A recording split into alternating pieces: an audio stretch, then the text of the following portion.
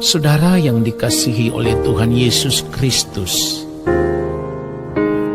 sebagai orang percaya, kita harus memahami pengertian keselamatan di dalam Kristus secara benar.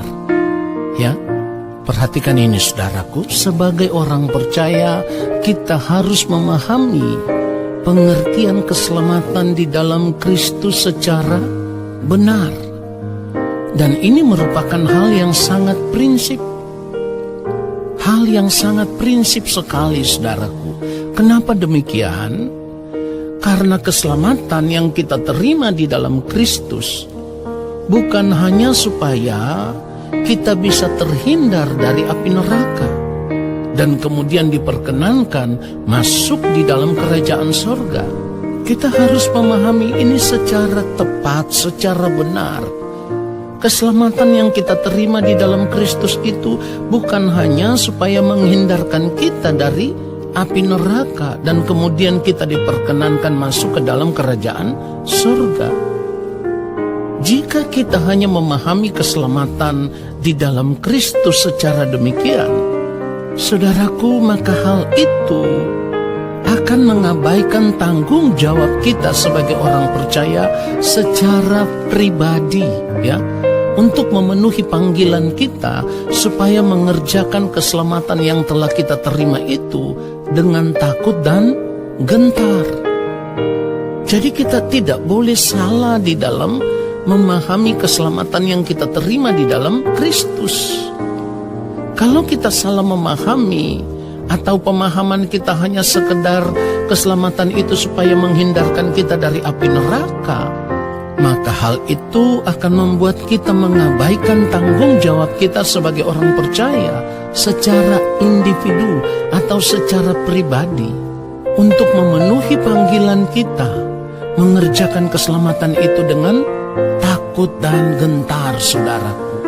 Oleh sebab itu, sebagai orang percaya kita harus melihat bahwa mengerjakan keselamatan dengan takut dan gentar adalah merupakan pergumulan hidup kita satu-satunya, ya. Kita harus melihat mengerjakan keselamatan dengan takut dan gentar itu sebagai satu-satunya pergumulan hidup yang terberat di dalam kehidupan kita, melebihi pergumulan hidup apapun yang sedang kita hadapi saat ini. Saudara, jika kita mengerti akan hal ini, lalu kita benar-benar mengambil keputusan untuk mengerjakan keselamatan itu dengan takut dan gentar, maka Allah Bapa di sorga akan melengkapi kita, ya. Allah Bapa di sorga akan melengkapi kita dan akan menuntun kita untuk mengerjakannya di dalam pimpinan kekuatan kuasa Roh Kudus. Karena kita tahu bahwa Bapa di sorga memberikan kepada kita Roh Kudus untuk menuntun kita kepada segala kebenaran. Nah, saudara yang dikasihi oleh Tuhan Yesus Kristus, jadi kalau kita membaca Filipi pasal yang kedua, lalu kita baca ayat 12, ayat 13, firman Tuhan katakan, "Hai saudara-saudaraku yang kekasih, kamu senantiasa taat." Perhatikan ini, "Karena itu tetaplah kerjakan keselamatanmu dengan takut dan gentar, bukan saja seperti waktu aku masih hadir, tetapi terlebih pula sekarang waktu aku tidak hadir." Ayat 13, "Karena Allah lah yang mengerjakan di dalam kamu baik kemauan maupun pekerjaan menurut kerelaannya." Saudaraku, jadi ketika kita bersedia untuk mengerjakan keselamatan dengan takut dan gentar dalam ketaatan, sebab tadi firman Tuhan katakan apa? Kamu senantiasa taat. Kita harus mengerjakan keselamatan itu dalam ketaatan. Nah, kenapa harus demikian? Karena ini merupakan respon kita atas anugerah keselamatan yang telah kita terima di dalam Kristus Yesus. Kalau kita lakukan itu dengan taat, maka Allah Bapa di sorga akan memberikan kekuatan kepada kita di dalam pimpinan Roh Kudus supaya kita mampu atau kita dimampukan untuk mengerjakan keselamatan itu dengan takut takut dan gentar, saudaraku. Jadi sebagai orang percaya, kita harus melihat akan hal ini sebagai satu-satunya pergumulan hidup yang harus kita perjuangkan. Saya katakan tadi, kita harus melihat pergumulan ini sebagai pergumulan hidup yang terberat, melebihi pergumulan hidup apapun yang kita hadapi saat ini, saudaraku. Kenapa demikian? Sebab ini menyangkut masa depan kehidupan kita di kekekalan nanti, ya. Saudaraku, pergumulan inilah yang dimaksudkan oleh Tuhan Yesus sebagai perjuangan atau usaha yang keras untuk masuk melalui pintu yang sesak itu. Kalau kita melihat Lukas pasal 13 ayat 24, Lukas 13 ayat 24 dikatakan apa? Jawab Yesus kepada orang-orang di situ, berjuanglah untuk masuk melalui pintu yang sesak itu, sebab aku berkata kepadamu, banyak orang akan berusaha untuk masuk tetapi tidak akan dapat. Nah, saudara yang dikasihi oleh Tuhan Yesus Kristus, dari apa yang dikatakan oleh Tuhan Yesus ini, maka kita harus melihat bahwa ternyata untuk bisa benar-benar tetap berada dalam keselamatan itu bukan sesuatu yang mudah, bukan sesuatu yang gampang, ya. Dan dapat dikatakan setiap kita sebagai orang percaya harus berjuang dengan sungguh-sungguh untuk satu hal ini. Mengapa perlu perjuangan? Karena ini adalah jalan yang sukar, saudaraku. Sebab kalau kita melihat Tuhan Yesus sendiri harus berjuang, ya. Tuhan Yesus sendiri harus berjuang untuk tetap taat melakukan kehendak Allah Bapa di sorga. Bahkan ketaatan Tuhan Yesus itu sampai pada akhirnya ia harus rela menyerahkan hidupnya sampai mati di atas kayu salib. Dan ini adalah ketaatan tanpa syarat, saudaraku, di dalam melakukan kehendak Allah Bapa di sorga. Sekali lagi, ketaatan Tuhan Yesus ini adalah ketaatan tanpa syarat. Tunduk penuh terhadap kehendak Bapa di sorga. Nah, kalau Tuhan Yesus harus melewati jalan yang sukar, ya, supaya dapat menanggung dosa dunia ini seperti yang dikatakan oleh firman Tuhan, Tuhan Yesus harus taat melakukan kehendak Allah Bapa di sorga demi menyelamatkan umat manusia ciptaannya dari kebinasaan kekal. Maka sebagai orang percaya, saudaraku, kita harus mengikuti jejak hidupnya Tuhan Yesus, di mana kita harus taat sama seperti Kristus telah taat di dalam melakukan kehendak Allah Bapa di sorga. Dan kalau kita melihat ketaatan Tuhan Yesus itu tanpa syarat, artinya taat sampai mati di atas kayu salib, maka sebagai orang percaya kita juga harus taat sampai pada detik terakhir dari waktu hidup kita di dunia ini. Perhatikan itu, saudaraku, kita harus tetap taat sampai pada detik terakhir waktu hidup kita di dunia ini. Nah, saudara yang dikasihi oleh Tuhan Yesus Kristus, jadi kalau kita harus mengikut jejak hidup yang mulia Tuhan Yesus Kristus, itu berarti kita harus hidup sama seperti Kristus telah hidup, atau sama seperti Tuhan Yesus menjalani hidup. Kapan itu? 2000 tahun yang lalu, ketika Tuhan Yesus hidup dan mengenakan tubuh daging yang sama seperti manusia. Itulah sebabnya Tuhan Yesus berkata di dalam Yohanes 14 ayat 6, kata Yesus kepadanya, "Akulah jalan dan kebenaran dan hidup. Tidak ada seorang pun yang datang kepada Bapa kalau tidak melalui Aku." Perhatikan itu, saudaraku. Jadi kita harus mengikuti jejak hidup ini.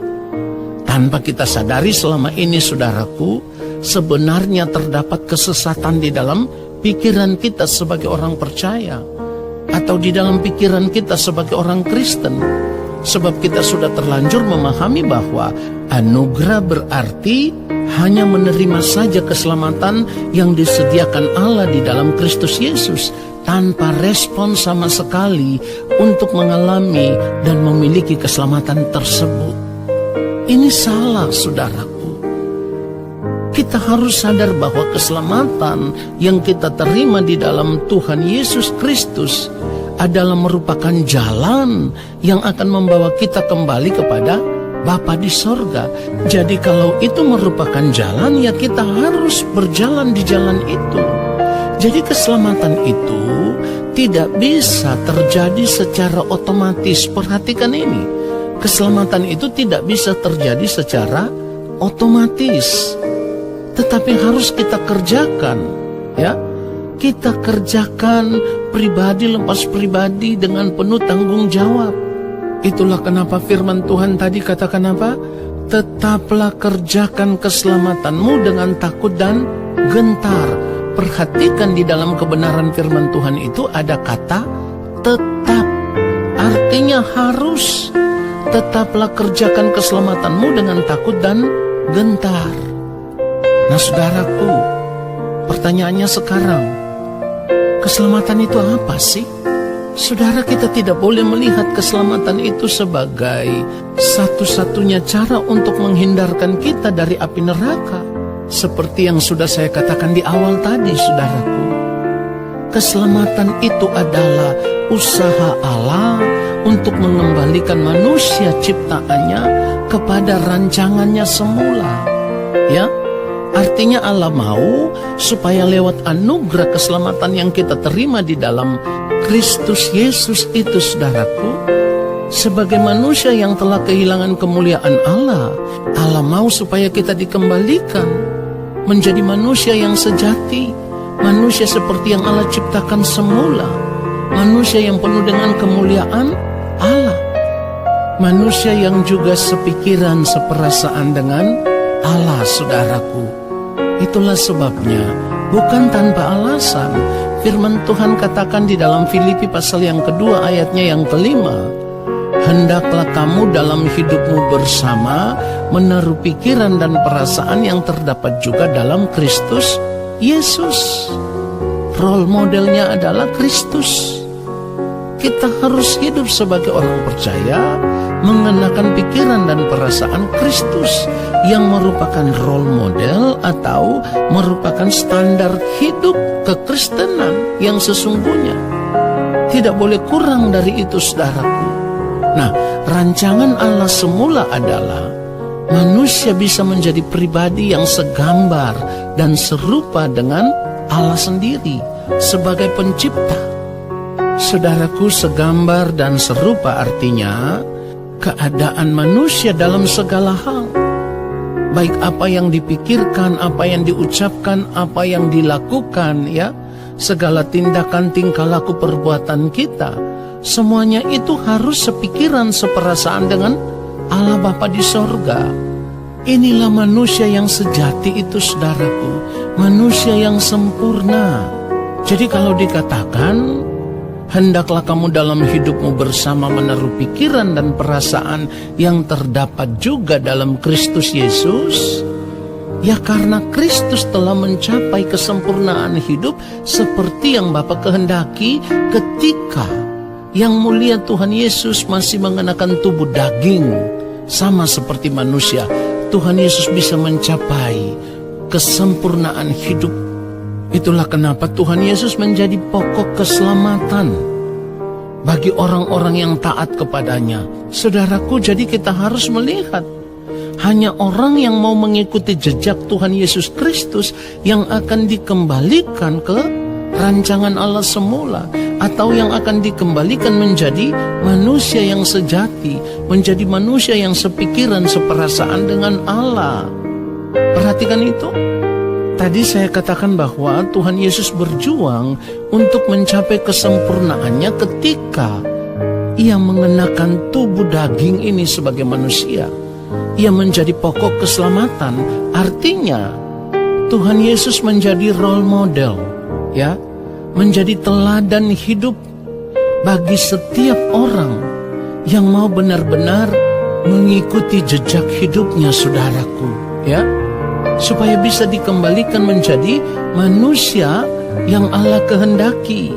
Jadi saudaraku, kita harus berjuang. Jika tidak, kita tidak bisa mencapai kesempurnaan seperti yang Allah kehendaki. Tuhan Yesus berjuang dulu, taat dulu di dalam melakukan kehendak Allah Bapa di sorga, barulah ia bisa mencapai kesempurnaannya. Sebab firman Tuhan katakan di dalam Ibrani pasal yang ke-5, ayatnya yang ke-9, dan sesudah ia mencapai kesempurnaannya, ia menjadi pokok keselamatan yang abadi bagi semua orang yang taat kepadanya. Saudara, perhatikan itu. Menjadi pokok keselamatan yang abadi bagi semua orang yang taat kepadanya. Pertanyaannya sekarang, kalau kita tidak taat kepada Kristus, apakah kita bisa diselamatkan di dalam Kristus? Tentu tidak. Oleh sebab itu saya katakan di awal bahwa kita harus mengerti secara benar anugerah keselamatan yang kita terima di dalam Kristus. Tuhan Yesus ini menjadi pokok keselamatan hanya kepada orang yang taat kepadanya. Artinya kalau kita tidak taat, ya kita tidak mungkin diselamatkan di dalam Kristus. Nah, dikatakan di dalam firman Tuhan tadi, dan sesudah ia mencapai kesempurnaannya. Perhatikan itu. Hal ini menunjukkan bahwa sebelum mencapai kesempurnaan itu ada perjuangan, ya, ada perjuangan. Dan memang benar, Tuhan Yesus berjuang keras dalam ketaatan penuh untuk melakukan semua kehendak Allah Bapa di sorga tanpa syarat. Nah, tujuan dari keselamatan itu sendiri adalah supaya manusia bisa dikembalikan menjadi serupa segambar dengan Allah. Saudara perhatikan baik, manusia yang segambar atau yang serupa dengan Allah berarti manusia yang telah kembali mengenakan kodrat ilahi. Dan seharusnya saudaraku, Adam dan Hawa yang merupakan manusia pertama, merekalah yang harus mencapai standar kehidupan seperti yang Allah Bapa di sorga kehendaki ini. Artinya jika Adam dan Hawa bisa mencapainya, standar hidup seperti yang Bapa di surga kehendaki, maka di dalam hal ini merekalah yang menjadi pokok keselamatan. Artinya Adam akan mengajarkan kehidupan, mengubah manusia lain, dalam hal ini mengubah keturunannya, supaya hidup sesuai dengan rancangan Allah. Dan sekaligus Adam akan menjadi role model dari kehidupan yang dikehendaki oleh Allah Bapa di sorga, ya. Nah saudaraku, ketika Adam gagal mencapai standar hidup seperti yang Allah Bapa di sorga kehendaki, maka cara satu-satunya untuk bisa membawa manusia kembali kepada Allah Bapa di sorga, untuk bisa diselamatkan dari dosa, harus ada pribadi yang bisa menjadi contoh, ya, dari kehidupan yang dikehendaki oleh Allah Bapa di sorga. Dan pribadi itu adalah yang mulia Tuhan Yesus Kristus, yang taat melakukan kehendak Allah Bapa di sorga sampai mati di atas kayu salib. Jadi kita harus melihat bahwa anugerah itu tidak sekedar hanya untuk menghindarkan kita dari api neraka, tetapi kita harus melihat bahwa anugerah yang kita terima di dalam Tuhan Yesus itu hendak bertujuan membawa kita kembali kepada Allah Bapa di sorga, hidup sama seperti Kristus, sempurna seperti Bapa di sorga yang adalah sempurna. Kiranya kebenaran firman Tuhan ini menyadarkan kita semua, supaya kita mau benar-benar berjuang, hidup sesuai dengan apa yang Bapa kehendaki. Tuhan Yesus memberkati kita semua. Haleluya. Amin.